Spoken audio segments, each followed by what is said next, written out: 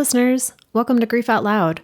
Remember the last time you tried to talk about grief and suddenly everybody left the room? Grief Out Loud is opening up this often avoided conversation because grief is hard enough without having to go through it alone. We bring you a mix of personal stories, tips for supporting children, teens, and yourself, and interviews with professionals in the grief world. Platitude and cliche-free, we promise. Grief Out Loud is hosted by me, Janet Cristofaro, and produced by Dougie Center, the National Grief Center for Children and Families in Portland, Oregon.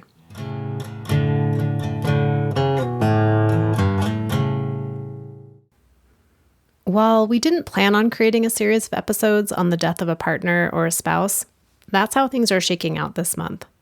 In the last episode, I talked with Emily about the death of her partner, Chantel. In this one, I talk with Alexandra about how she rebuilt her life after her husband, Shawn, died of suicide in 2020. Shawn's death was a complete shock, and it upended everything in Alexandra's world. Faced with becoming a solo parent to their very young son, she was also dealing with intense guilt and sadness and anger and all the rest of the emotions.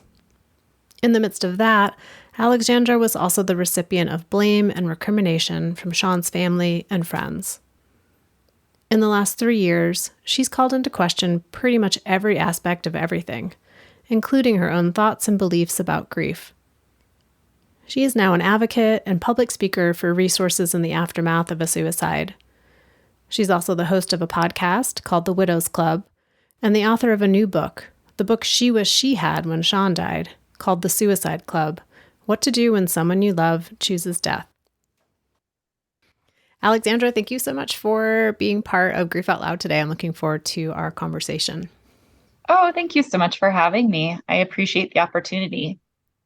You know, when someone dies, it can be really easy for people to see that death as our whole story, as the person who's left behind and who's grieving. But it's really just part of our story. And I'm wondering, what do you want listeners to know about who you are? Yeah, that's such a great question. And I appreciate that you talk about that because it is something that can be at the forefront for people's mind. Oh, there's that widow, or how is she doing? She's a single mom. So right now, after having such a loss of my husband passing away, I joke around, I'm a toy fixer. I'm also someone who has had to learn to YouTube simple things to fix around my house.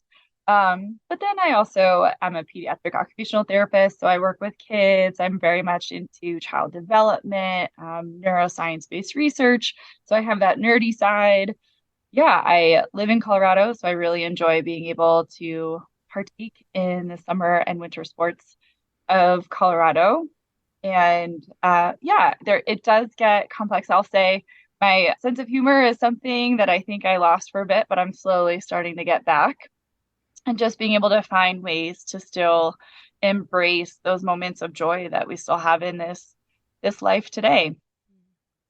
You know, in one of my groups last night, we were talking about the metaphor for grief that's floating around a lot. I can't remember where it originated, but it's like this idea that like when someone dies, our grief arrives and it's a certain size, and we think over time that grief is going to get smaller. But in reality, it's that we grow our lives around that grief, so our life feels bigger. And as you were talking, I was like, oh yeah, sometimes growing your life includes YouTubing how to clean out the kitchen sink drain, and how to fix the Lego ship that just busted apart. Yes, exactly. A couple of Christmases ago, was up till midnight. It was like Christmas Eve up till midnight trying to put together the table for my son. And I was like, I've done the IKEA furniture before, but this is a new one where it's like, oh my gosh. Whereas Shawn was very mechanically minded. So that stuff, he could do it in 5 minutes or it would take me an hour and a half. So it's just, being more open to that. And you're right. It's so interesting that you use that metaphor too, because I was talking to someone recently who was saying, because I've heard before, that grief is just with you. And that's something I really struggle with, is I just have this thing and I envision it's in this backpack that I carry around, and it's just always going to be there and it's going to morph and change. And I've always attributed that to time going by versus it being more that, no, I'm changing and growing. And while the grief itself may change, I think how I approach that grief, how I cope and heal and learn things about myself in this different life and new life that I have, that in and of itself changes my response to the grief. And that was a really nice light bulb to have go off. Like, oh, okay. I liked that idea as well. In that, Alexandra, then I'm wondering when you look back at all of the things that you've had to like do or take on without Shawn, or things you've had to figure out how to do in grief, because grief brings its own like long list of weird tasks that you have to figure out. What's something you feel particularly proud of yourself for? Oh, I'll say figuring out how to help my son with milestones. Um, he was just over one when Shawn died, and I just was someone, I was very reliant. In a way, I think I was codependent on people around me. I'm the youngest in my family, so I'm used to people just doing things and being like, I got this, you don't have to worry about it. And not in a sense of I'm incapable, but there was just always other people to do things. So I think learning to trust myself that I can figure out how to do things, especially in relation to trying to coach and guide my son when he's in milestones. I remember potty training was one of the worst. And I know that parents will say, oh, I don't even remember that time. And I'm like, for whatever reason, it stuck with me. There are other milestones that might not really remember, but potty training was really hard. But getting to the other side and going, oh, I did that. I did that. I was able to do that. So I think that's something that sticks out for me because that wasn't part of our plan. It wasn't a plan for me to have to figure this stuff out on my own. I imagine it's probably not really anyone's plan that the thing they feel most proud of is like helping their kid get through potty training. I know. I know. Yeah. Yeah. And to see that kind of growth. I mean, I use my son kind of as my barometer for how I'm doing. So if other people, a lot of times people don't know about our situation, and I can appreciate that a little bit because I've known of other families where a traumatic death really starts to dictate their lives, and it's there and it's everywhere. And not that I'm hiding it, because I certainly am not, but I'm trying to really approach it from a healthy perspective of we can feel these things, we can embrace these really hard feelings we have, we can get through them, and then we can keep moving forward. Going back to that original question of when someone in our life dies, we can get single storied, right? That's the only thing people know about us or that we know about ourselves. The same happens for the person who dies, especially when someone dies of a cause that's more stigmatized. And, thinking about Shawn and dying of suicide in an effort to not have his life be reduced down to just how he died. What do you want the world to know about how he lived? Yeah, and thank you for doing that. I think it's becoming more common that people can recognize that when our loved ones die this way, they're more than that. Like it was a huge shock, and that's what seems to be at the forefront. Shawn was just a very charismatic, very handy person. So when I say I'm having to learn all these things, we built a wine rack together. He built the barn door for our master bathroom. He would say, oh, I just got this idea for a painting, and go into our basement and come back 2 hours later with a fully done painting. He was just very creative in that way. A musician, he played drums professionally, knew how to play the guitar, would make up songs all the time. That was something I'd say initially it was really hard for me because he would make up the most ridiculous and hilarious songs for our son during bath and bedtime. And after he died, I'd be like, I don't even know the first thing to do. And I would try my best. And you could see my son was like, just stop, Mom. Stop. uh, he had a really great sense of humor. He was such a good storyteller. He really just wanted, to have this really cohesive family feeling. He moved back to Colorado right before he and I met in 2017. And he had been living in Washington State. He came back to be closer to family and really wanted to be able to do family holidays and really celebrate. And so it was so great. His stories, I joke, he was a mechanic, so very mechanically minded, which is our son. So I'm in trouble as he starts school of how am I going to do this? Because that's not my brain. But Shawn would like get really involved in these stories about work, and I would have no idea what he was talking about, but just couldn't stop listening because he was just such a charismatic storyteller. And yeah, and then, the flip side of that is he just also, I think, the way I describe it is he couldn't really outrun his childhood trauma. that's where we ended up where we are today. And of course, I want to make sure it's clear no one can really know the intention or reasons behind someone dying by suicide. That's just my speculation.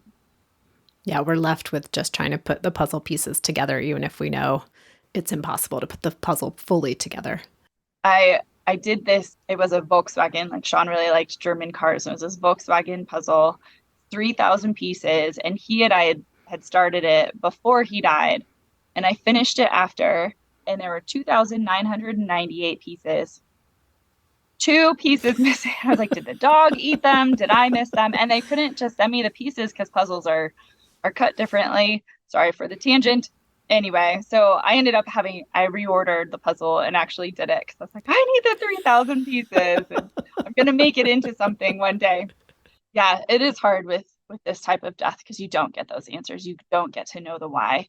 And honestly, by the time I see Shawn again and have an opportunity to ask those questions, my sister brilliantly one time said, well, by the time you get to see him again, you may not even care anymore to know why.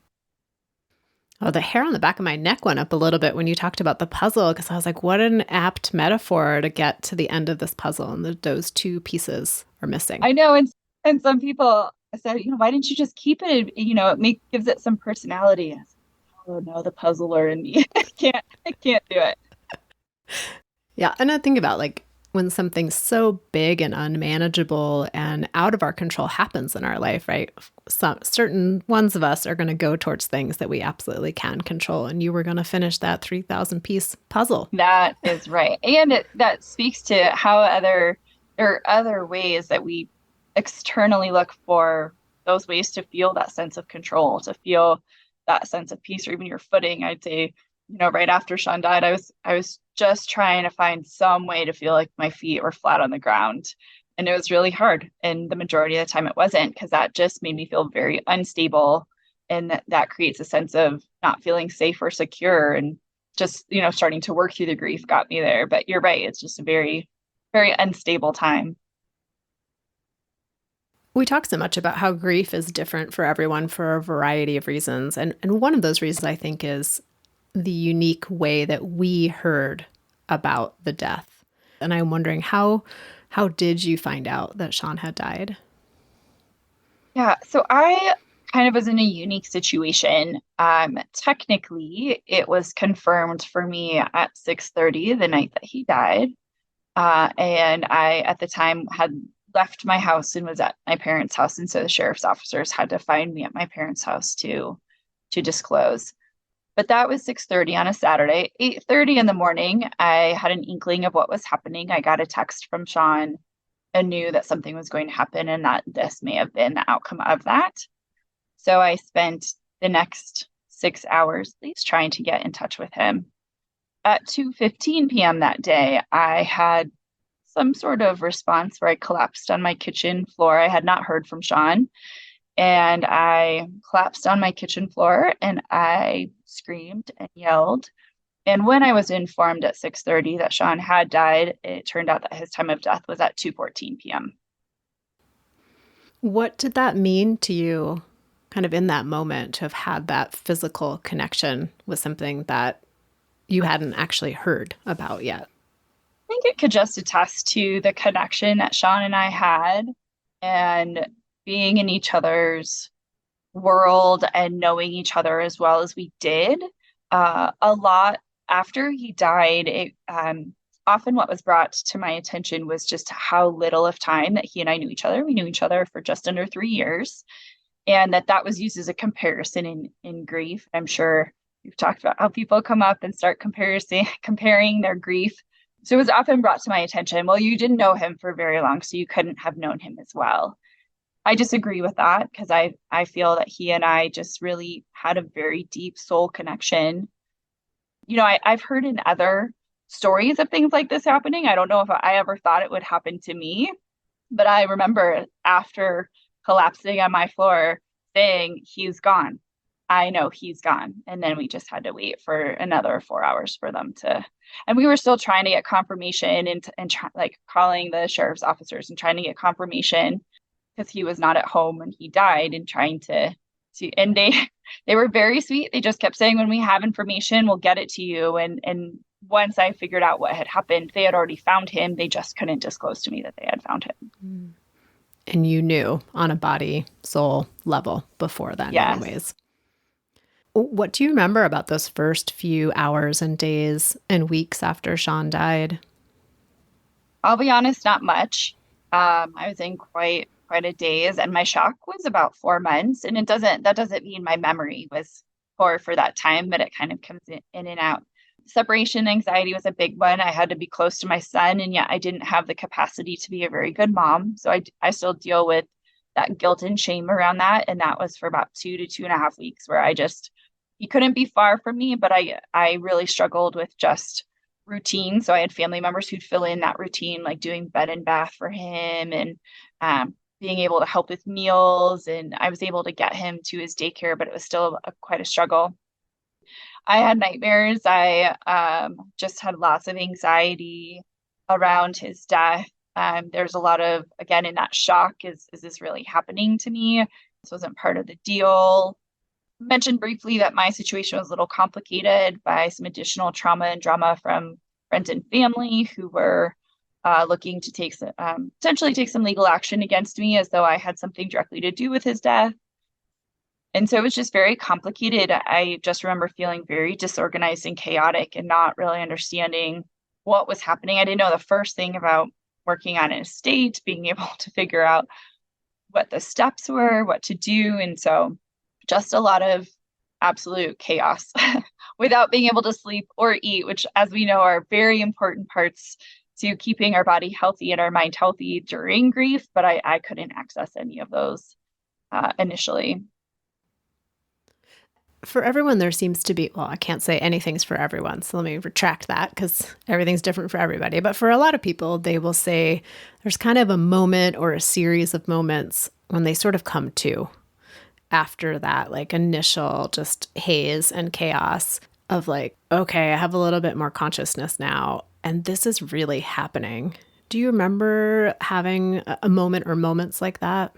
Mm-hmm. And mine was a little later. So again, it was when my shock lifted, I would say. And that was about 4 months.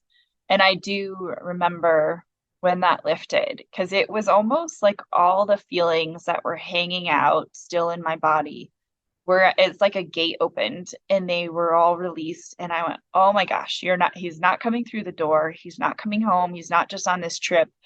I have to figure out how to be an adult, be a mom. And also I have all these feelings that are horrible that I have to sit with and figure out what to do. I will say I didn't handle it very well initially, and it took me a little bit to kind of, again, get my bearings enough to say, get your stuff together. You have a kid you have to raise, and in order to raise him, you need to get yourself healthier, which I'm still a little bit on that journey of, trying to figure that out. But for the most part, I was like, okay, eat healthier. What can you do? Like when and what can you do for exercise? And what did I need to do for my emotional state so that I could start to show my son how to, in a healthy manner, work through his emotions. And yeah, so it was about 4 months, but that was a hard day. And it would seem like it was a catalyst to like kind of go back to the basics of like food, water, rest, movement. How can I kind of start from scratch there? Exactly. And so I started actually working backwards, where I really struggled in the morning. Not so much do I struggle in the mornings, I still struggle in the evenings, depending on the kind of day I've had. But I started with something as basic as my son's bed and bath routine. I was like, okay, can we do like our night routine? Awesome. I know that every day I can commit to doing this. And that's where I started. And then after I got a little bit more comfortable, I'd move backwards and say, okay, what can I do? All right, I'm not really good. I can't really cook a meal, but maybe I can ask for help for meals for a little bit. And that will make sure that I know that we have consistency for meals. And then I just continually worked backwards through my day. It took a very long time before I could wake up to an alarm. I just couldn't for a very long time. And then, now I'm to a point where I can wake up to an alarm and I can get myself going in the morning. But I had to start with those really small routines and say, okay, I know I can do this. You mentioned that when Shawn died, well, let me back up for a moment. I think we have this stereotype that when someone dies, particularly a partner or a spouse, and if there's a kid involved, like the family and the friends wrap around and provide all this support and like all the attention's going in that way. And like obviously with most stereotypes, it doesn't always play out that way. And you sort of mentioned that there was a lot of, I think you used the word drama and conflict. And it sounds like quite a bit of blame happening. How did you work around through navigate that element of it? I had to learn how to set boundaries, and that took me quite a bit. And part of figuring out how to set boundaries and feeling confident to do so meant that I had to look at characteristics or attributes of myself that were almost impeding my ability to do that. And so when people were saying these things about me that I must have like I must have had something to do with his death, or they knew all about my marriage, so which is not true, I'd say. But that somehow my marriage was the culprit of this, you know. And again, no one wants to blame the deceased, so we start looking for other ways to point fingers. And so I bought in for a long time. I bought into what everyone was saying. I must have done this. It must have been me. I must have done something to him that caused him to do this. And it took a lot of intervention through therapy and really trying to heal that people pleaser in myself to say no. And I had a great therapist who said, when you can quiet all the voices, what do you know to be true about your relationship with Shawn? And that's just starting there is what helped me to start to say, okay, I'm hurt by the fact that people are saying these things, but I need to set boundaries. And so I had to, as much as I had hoped for what you described as this family coming and being around and being supportive. I mean, very early on, I think day 2, I had someone that was in Shawn's family say to me, if you want anything from us, you're going to have to make the effort because we're not going to be there for you. And I was like, okay. Like that's so not a response that I thought that would happen. And so just figuring out that I needed to, like I said, set some boundaries and say, you know, what do I want to teach my son? That's usually kind of my filter is what am I teaching my son by allowing people to treat me this way? In all of that, Alexandra, like having to navigate those dynamics, were there things that you learned from Shawn of how he navigated his family and friends that helped you through that? That's a great question. I think Shawn internalized a lot. So anytime there was any sort of discord or conflict, or, you know, if someone was guilting him or anything like that, he just took it on. He didn't really have very good outlets or healthy ways to work through that. What I will say though is even after he died, and still to this day, I don't have a lot of anger towards Shawn. I did have anger towards other people that were part of the situation. I've had anger towards my own situation. And there was one day where I just thought, you know, Shawn's not angry at them anymore. Why am I holding on to his anger? Why am I holding on to that? Because it wasn't serving me and it wasn't doing anything for me and it didn't make me feel very good. And so, in that respect, that's kind of a way that I learned where I thought, okay, maybe I need to break this down because I'm holding on to frustration I have about some ways that Shawn was treated when he was alive. But at that point, it just didn't matter anymore. And if I was trying to have more of active relationship with some of these people, maybe, but at that point in time, I wasn't. So there wasn't really any reason for me to continue to hold on to those feelings. Again, this is so interesting. We just had a conversation last night in my group about things that people maybe wanted to let go of in their grief and how it sounds like a great concept, but like the actuality of like, what do you do to let go of that? Right. And I was like, oh, that's a little more challenging. Were there other things that you came across like in your grief that you're like, oh, I think I'm ready to like put this down or I'm ready to let this go? And if so, like, how did you do it? Like, what were the mechanics of that? It's still a process. I think I keep coming back to the idea of forgiveness. And again, not forgetting, but of that forgiveness. And I know I hear all these different podcasts where I feel like forgiveness is something that we're always, well, I say we always, but the people are constantly trying to understand or figure out how it works, or exactly as you said, the mechanics of it. But I feel like with my grief process, I'm still trying to let go of responsibility, if any, that I did have in contributing to the stress that Shawn had that I think compounded. I still have moments where I, wonder, okay, he didn't die at home. What if I had gone up to where he did die? What if I had not stayed here? So trying to let go of some of that guilt that comes along of those what ifs and the shoulds. The truth is that I could have changed the situation and made different decisions, and the same outcome could have still occurred.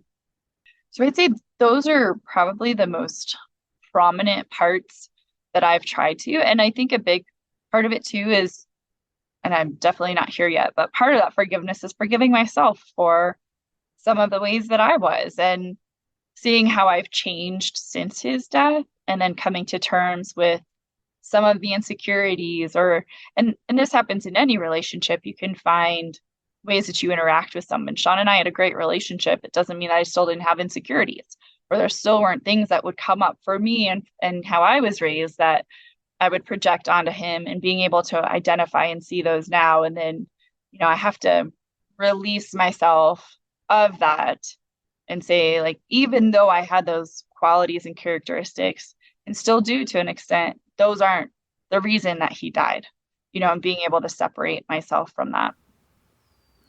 It always makes me think of this idea that when someone dies, we lose the privilege of having a real relationship. That's a really interesting concept. Yeah. Well, and the idea that like we look back on our relationship with that person and expect perfection of ourselves in a way that if they were still alive, we may have given ourselves a little bit more grace to be a human with this human that we are interacting with. But once they die, it's like this retrospective, oh my gosh, how was I not perfect here? How did I not have perfect ability to forecast the future or to be completely patient 1,000% of the time? And, I'm like, Right. y'all are holding yourself to some really high standards in retrospect. That makes so much sense. And I think for me, part of it is also just still that residual pain from how much my marriage and I were under the microscope. It was open season. It was, there are people who are, making comments about custody of my son, and people wanting to claim that I could have no legal right to even my house. And so I think when I do these conversations, and it's great, I think there's a little bit of me that's like, oh yes, I was insecure, but I've been working on it, like the almost I'm working on it. So I'm not like that again. But the truth is, I could still be that insecure person in a relationship, and just to see how that manifests. And yes, it could have contributed to the stress, but it's not necessarily a direct causation. And that's the part that I'm still working through to release for myself as well. Changing course a little bit with your son, he was just one when your husband, his dad, died, and it's been 3 years now. What have you seen him need in his grief?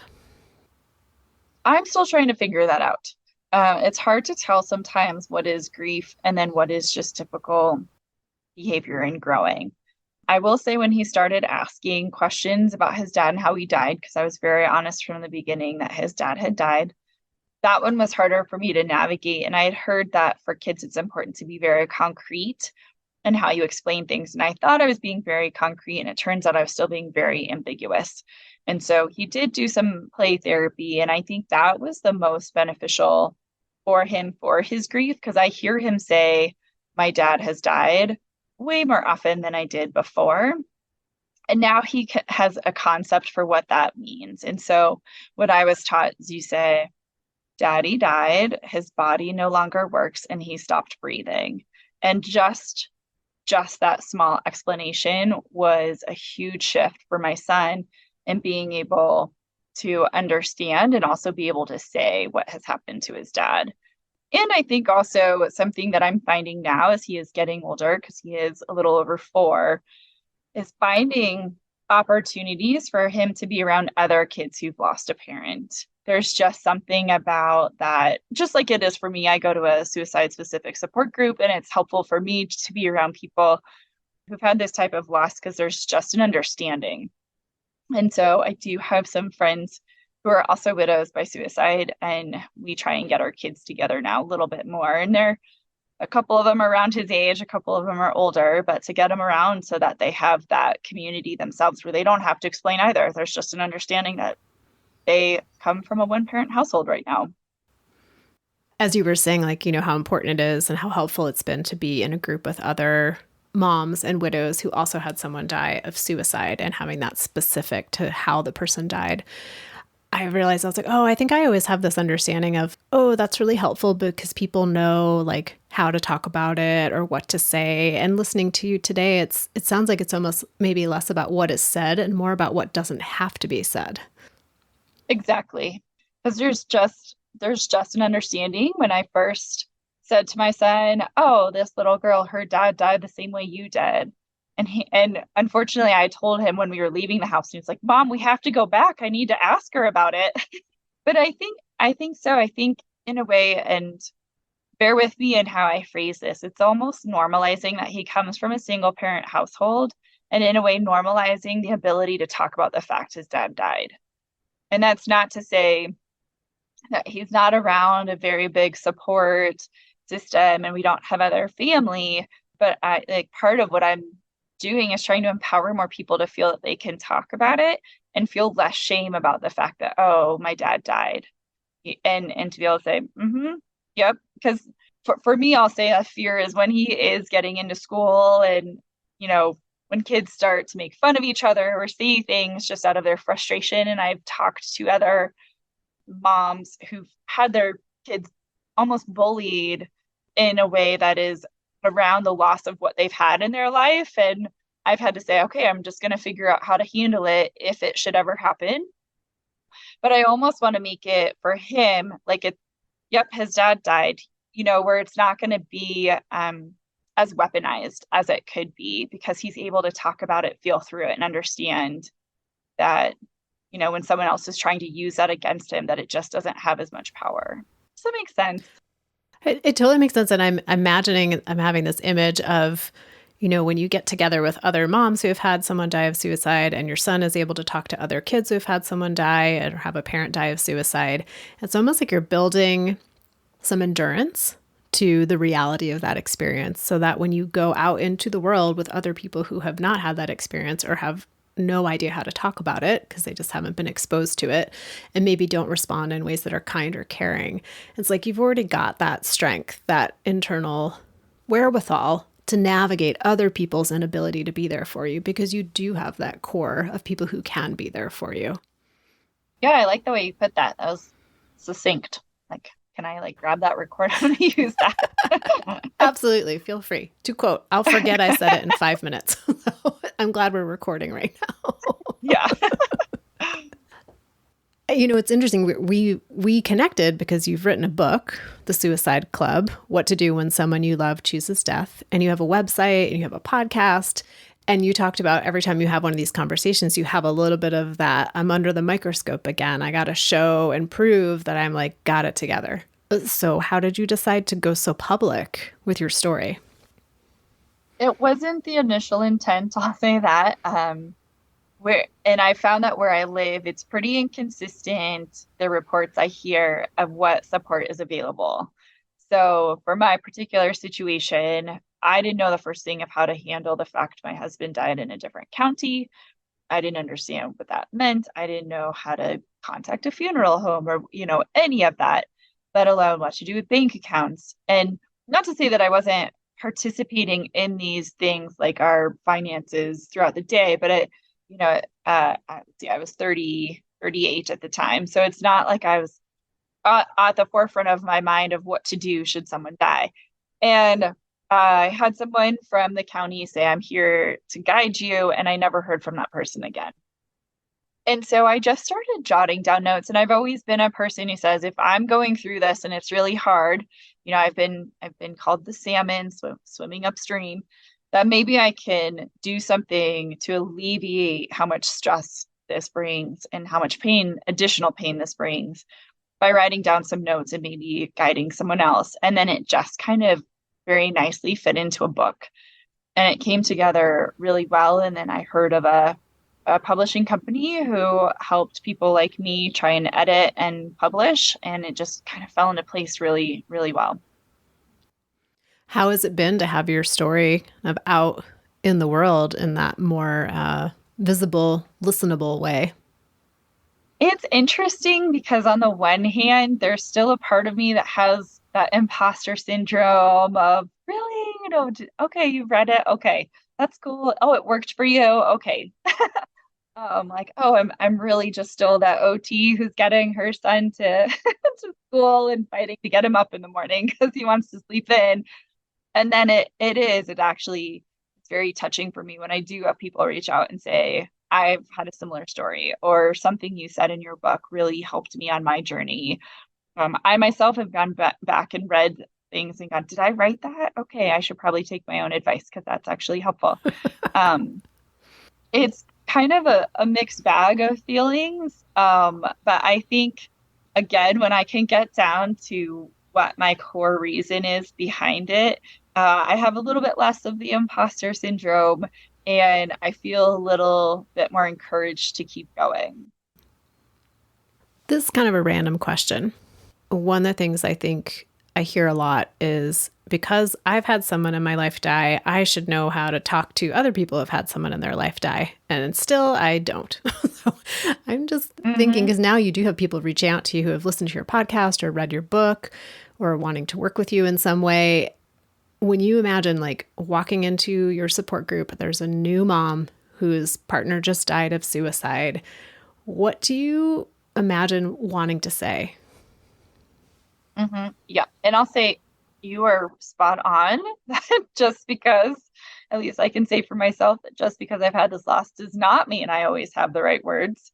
I even had someone say I must understand or know I must be an expert in mental health because Shawn died. No, nope, that's not the case either. Truly, what I want to say is that really sucks. And it's horrible and it's awful. And it's one of the most ridiculous things that you have to go through. And you are around people who are here to help you walk through it. But it's absolutely awful. And I'm sorry. It's like, I'm sorry you have to go through this. But I also understand that sometimes saying my condolences or I'm sorry for your loss is more appropriate. But really, I wish I could say a little bit more that's raw. Like, this is horrible. No, like, right? No one should have to go through this type of loss or this type of grief. And yet, there is a part of me that understands and does feel that with this level of loss, there's a bigger appreciation for when I experience the joy. Still annoyed I have to go through that, still frustrated when I have another grief burst. But there's a part of me that can understand that it is helping me be better about what really matters. It makes me think of this idea of like, I'm getting through this. I'm learning things about myself. I'm growing. And maybe I would have preferred to not have to be a better person if I didn't have this situation happen because it's totally unfair. And yeah, would have been a lot better if it hadn't happened. Yes, and I will say I say that I'm having tantrums. I'll be like, I'm having a tantrum right now because I don't want to deal with this. And as I said, I'm annoyed this is coming up again. Here's my backpack of grief. And that, I think and I'm not sure if you've experienced this with some of your groups, the more we resist it, the more it just hangs out until finally there's some surrender to say, okay, I've got my tools. I'll work through this. I'm still annoyed. I still find it unfair, but I do know I have to work through this. Well, and I think resistance doesn't get enough acknowledgement, right? That's part of the process too, is of course we would be resistant to this. It's something we never wished would ever happen and it's all wrong. So of course we're going to feel resistant to it. And so in my work, I'm always trying to help people maybe not give themselves such a hard time for feeling resistant to feeling really hard, intense feelings or having to do dumb stuff they don't want to have to do and they wouldn't have to do if they weren't in this situation. Exactly. Like YouTube, how to fix the toilet, right? Like, yes. No, absolutely. And so, that resistance piece is so part of it. And I even recently had a moment where I had a whole new layer of grief that I didn't realize was there, and it presented itself. And I mean, I felt like I was my 4-year-old kicking and screaming for a few days because I was like, oh, I thought I was doing so well. But then that's also part of just, I view acceptance as more than just accepting that someone is gone, but accepting exactly what you're talking about, having grace and giving ourselves permission of, you're going to have to go through this, and there are going to be ups and downs, and how do we handle those ups and downs with these feelings that come up, and going, okay, yeah, and it does feel like you go backwards a little bit. I don't know if it's fully going backwards, although I do have times of the year where I feel like I'm at day 0 and I'm reliving everything and starting to question things, and then it passes and I move on. But I mean, it's finding other ways to feel a sense of that control internally, so that when those grief moments happen, I trust myself that I can work through them. So this idea that the tantrums don't stop, but maybe you get a little bit better at having the tantrum, or recognizing the tantrum won't last forever. I hope so. I do hope so. Because it is when I find that I'm having one, like, oh God, okay. And then, my therapist, he's great. He's a grief specific therapist, and he keeps trying to graduate me. You can't yet. You can't. I don't know that you'll ever be able to graduate me. You're like, I've been told that grief lasts forever, so I'm not going anywhere. Yeah, we're stuck together. Well, Alexandra, what if people are wanting to check out your book, connect with you, like where should they head? Sure. The book, as you mentioned, is called The Suicide Club: What to Do When Someone You Love Chooses Death. It's available on Amazon, and there are other sites I found that it's available. You can also, my website is forwardtojoy.com. It's all spelled out. And then I'm also on Instagram at forwardtojoy. And remind me again the name of your podcast. Oh, The Widows Club. I keep forgetting to add the podcast, but it's called The Widows Club. You can find it wherever you get your podcasts. So listeners, if you want to keep tuning into Alexandra and her temper tantrums and the things that she's learning in her grief, be sure to head over there to listen. And I'll put all those links in the show notes as well to make it easier to find. Thank you. Well, Alexandra, thank you again for your time, for your willingness to put your story out in the world, for sharing that sense of humor with us that's starting to come back online a little bit. I enjoyed our conversation today. Oh, thank you so much. And listeners out there, I know I say it every single time, but thank you for being part of the show, for being part of our community. I'd love to hear from you. If you want to reach out to me, you can email me directly at griefoutloud@dougy.org. That's DOUGY.org. That's also the main website for Dougy Center, where you can find all of our free downloadable resources, information about our local programming, and each and every episode of Grief Out Loud. And I'm excited, as always, to share that this podcast is sponsored in part by the Chester Stephan Endowment Fund. Thanks again for listening. Hope you'll join us again next time.